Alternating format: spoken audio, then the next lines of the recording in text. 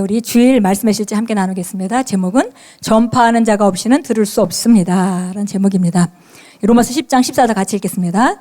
듣지도 못하신 이를 어찌 믿으리요, 전파하는 자가 없이 어찌 들으리요.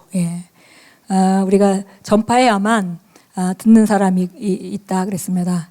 자, 그래서 우리가 말씀을 전파해야 되는 것, 때를 얻든지 못 얻든지 전파해야 되는 것에 대한 얘기인데, 우리 같이 읽겠습니다. 하나님의 말씀을 전하고 가르치는 이유 중 하나는 믿음을 전이하기 위해서입니다. 당신이 하나님의 말씀을 들을 때까지는 그분에 대한 믿음을 가질 수 없습니다. 당신이 전혀 들어본 적이 없는 누군가를 사랑할 수는 없습니다. 지금까지 한 번도 만나본 적이 없는 이웃을 가졌다고 상상해 보십시오. 그런데 어느 날 당신이 외출한 사이 당신의 아파트에 불이 났습니다. 다행히 아무런 피해 없이 불은 꺼졌습니다. 당신은 집에 돌아와서 실제로 불이 났던 흔적을 보게 됩니다.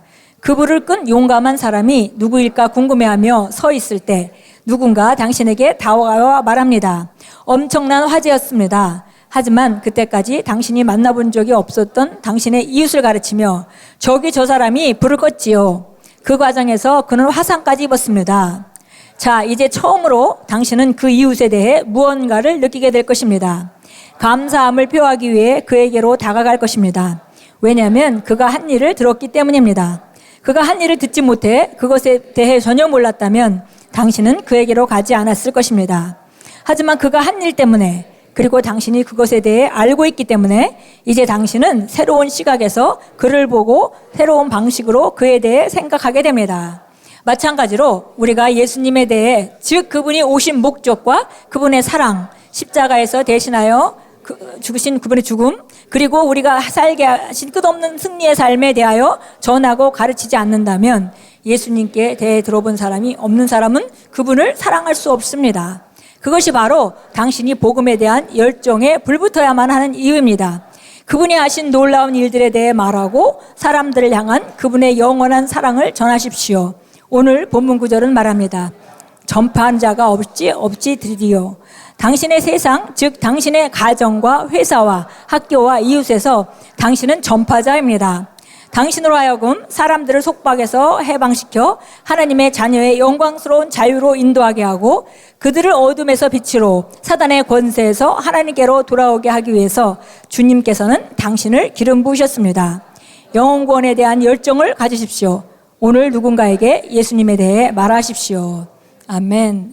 그래서 바로 전파하는 사람이 없이는, 듣지 않고는 그들이 믿을 수 없다는 그 성경 말씀입니다. 그래서 우리가 전파할 때 당장 그 사람이 예수님을 영접하지 않는다 하더라도 우리가 전파한 말씀은 그 사람이 좋은 결정을 할 수 있는 좋은 재료가 될 것입니다. 그리고 우리가 전이한 성령의 역사가 바로 그 사람이 좋은 결정을 할 수 있도록 인도할 것입니다. 그래서 우리가 당장 전파하고 금방 영접하지 않아도 걱정하지 않고 지속적으로 이 일을 행합니다.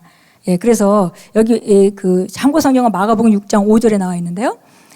마가복음 5장 5절 6절 제가 읽겠습니다. 거기서는 불과 몇 사람이 병자에게 안수하여 고쳐준 것 외에는 다른 권능을 행하실 수 없었더라. 주께서 그들이 믿지 않음으로 이상히 여기시고 마을마다 다니시며 가르치시니라.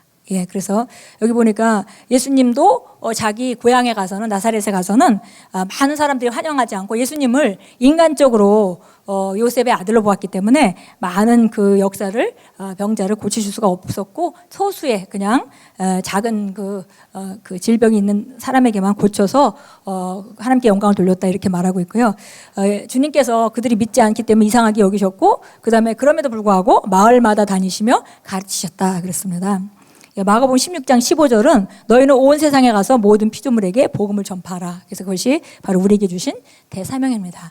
우리가 때를 얻든지 못 얻든지 어디든지 가서 우리가 그리스도의 영광을 나타내고 그 전파자로 우리가 보내심을 받았습니다.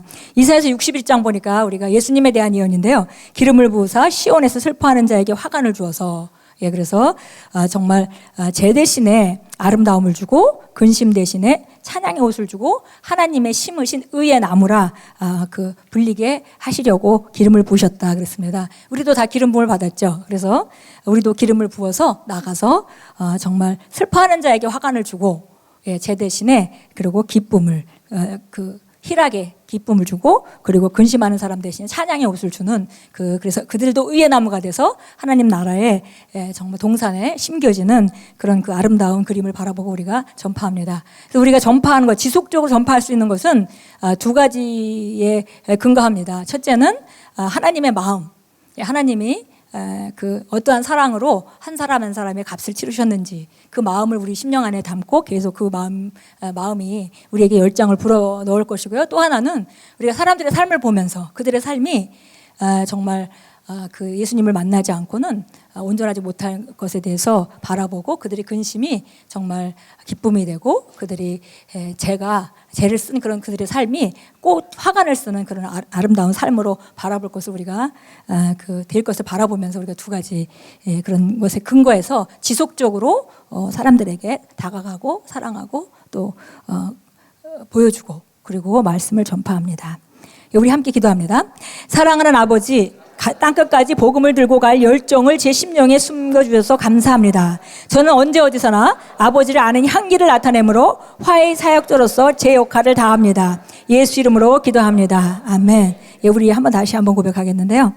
보니까 우리가 어디서든지 무슨 일을 하든지 꼭 당장 전파하지 않아도 또 우리가 향기를 나타내는 방법도 있습니다. 그래서 향기를 나타내고 또 시간이 또 기회가 되면 전하고 이런 일을 우리가 지속합니다. 다시 한번 고백합니다. 사랑하는 아버지, 땅끝까지 복음을 들고 갈 열정을 제 심령에 심어주셔서 감사합니다. 저는 언제 어디서나 아버지를 아는 향기를 나타내므로 화해의 사역자로서 제 역할을 다합니다. 예수 이름으로 기도합니다. 아멘. 우리 일어나서 함께